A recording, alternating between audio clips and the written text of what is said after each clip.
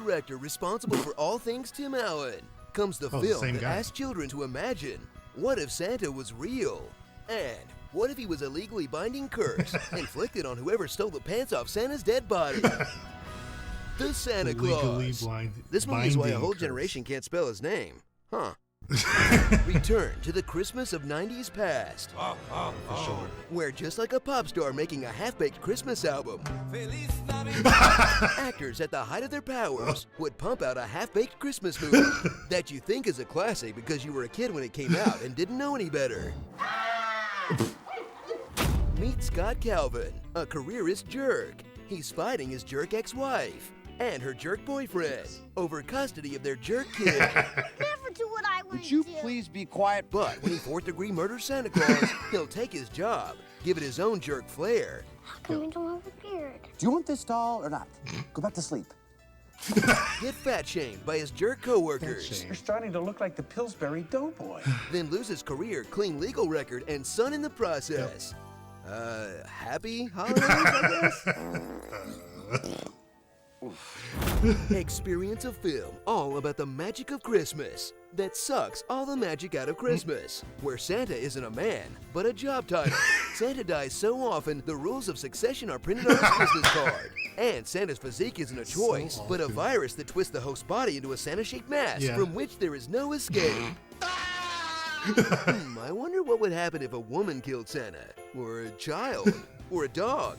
I'm Santa Paw. They made a movie out of that too? Woof. Prepare to believe again. Specifically the belief that therapy is for losers. He's not a doctor, he's a psychiatrist. As this broken family drama makes it clear, Santa and psychiatry don't mix. He's not Santa. He is too, Santa! Where not only is all mental health advice stupid, but the whole reason the hero believes in Santa is to get revenge on his ex-wife for dating a shrink. Neil doesn't believe in Santa. Well, Neil's head comes to a point. Go ahead, Dr. Miller. I guess we know who's the teacher's pet. Scott, oh, grow up. He listens to me. And he charges you for it. Ho ho, holy moly! Someone's got some issues to work on. Journey to the North Pole for a strange new take on Santa's workshop, with its own paramilitary squad that operates outside of human law. Your worst nightmare. Eternal child brides trained to service Santa's every need. You look pretty good for your age. And Bernard, a cruel taskmaster who keeps the workers toiling away at their stations. Excuse me, are we on a coffee break? And blackmails Santa into leaving his old life behind, or else Christmas is dead for everyone. You wouldn't want to be responsible for killing the spirit of Christmas, now would you? There is no way this place has a union. So revisit this 90s throwback that makes everyone's fantasies come true. From kids' fantasies that Santa is real, parents' fantasies that their children will respect them, the studio's fantasies that this movie deserved a trilogy, and Tim Allen's fantasy that he wouldn't immediately crack in a police interrogation. Name? Topo Shisho. Unlike, you know, what actually happened. Look it up. Oh, jeez. Starring Had a feeling. To festivity and beyond. Ryan Stiles? The kids that make your iPhones. Oh, no. They can't all be JTT. And the pimp from True Romance. What? The Santa Curse. What? You're gonna make a great psychiatrist one day, kid. No. I think I'm going to go into the family business. So, you're gonna kill your dad?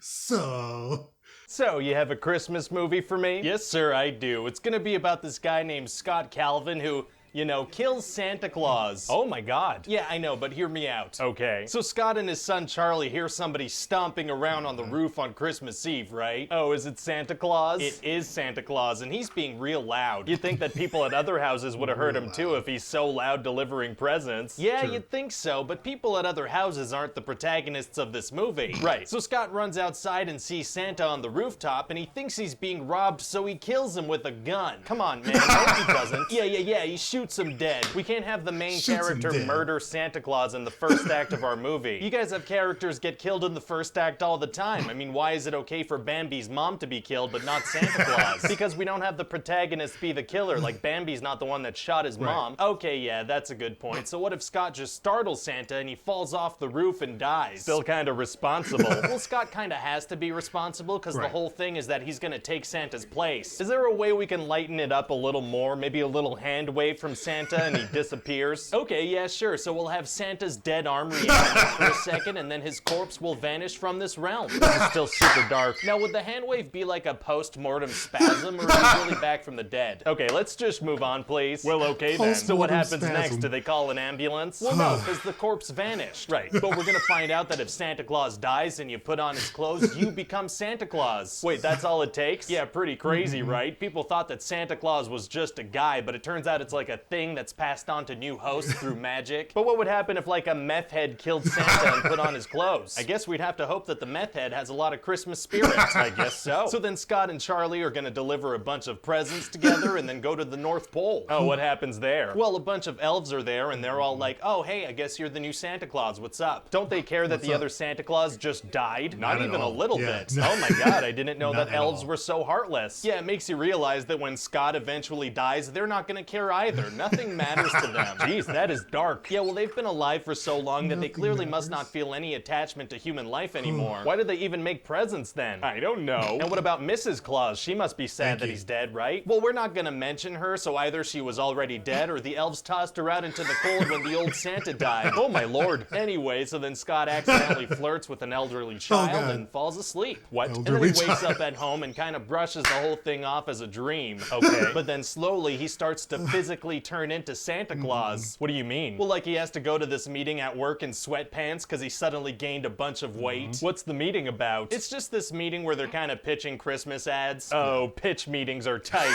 Yeah, so even though his coworkers order salad, Scott orders a bunch of sweets. So that's part of his Santa transformation, just eating sweet stuff nonstop. Yeah, because that's one of the things that people love about Santa Claus, you know, his crippling sugar addiction. Oh, I didn't know that. So then Scott starts to put on a bunch of weight because of his horrible eating habits. So wait, why does Santa have to be a fat guy? Because that's what Santa looks like. Right, but the whole thing is that Santa isn't one guy. It's a job that's passed on from person to person. Right. So what's the purpose of the unhealthy weight gain if it's just a job where somebody has to deliver presents? That's just how Santa's supposed to look. So you're changing some elements of the mythology but keeping others at random? Oh, it's not random. It's so we can make fat jokes. Oh, okay, gotcha. And so Charlie's mom Laura and her boyfriend Neil are on a mission to prove to Charlie that Santa's not real. Pretty mean to destroy a kid's dreams like that. Yeah, and they're gonna make Scott lose visitation rights with his son. Jeez, these people are awful. Yeah. But if Santa does exist, that means that Laura and Neil would suddenly see new presents under the tree every Christmas morning. Yeah, well, that's not enough for them to believe in Santa, apparently. Well, if that's not enough, it's gonna be impossible to convince them. Actually, super easy. Barely an inconvenience. Oh, really? Yeah, they stopped believing in Santa when they were young because they didn't get the toys they asked for, so Scott gets them those toys. How come the Santa Claus that was in charge when they were young didn't give them what they wanted? Maybe they had a meth addict Santa back then. I don't know. Fair enough. Anyway, we're also gonna have this elf Bernard that teleports into their home to get Scott and Charlie. Wait, elves can teleport into people's homes? Yeah, pretty cool, right? Then wouldn't it make more sense for them to teleport inside people's homes to deliver presents? Well, that's Santa's job, you silly producer. He flies on the sleigh and goes down the chimneys. But I mean, why would that responsibility land on him if the elves can do it 100 times better? I don't know. Fair enough. And so yeah, eventually Scott fully embraces his new job as Santa, and so does everybody else. Wow. So what do you think? Any thoughts on who should play Scott Calvin? Well, ideally somebody that's kid-friendly, you know, not somebody with a dark past or anything. Oh, I know just the guy. Oh yeah? Yeah, Tim Allen? Oh yeah, he'd be great, and he's clean. Yeah, I mean, there was a little thing where he spent 2 years in jail because he got caught with 1.5 pounds of cocaine at an airport.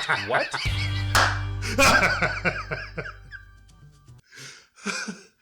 What? Well, Merry Christmas, everybody. I hope you're having a very great day if you're celebrating.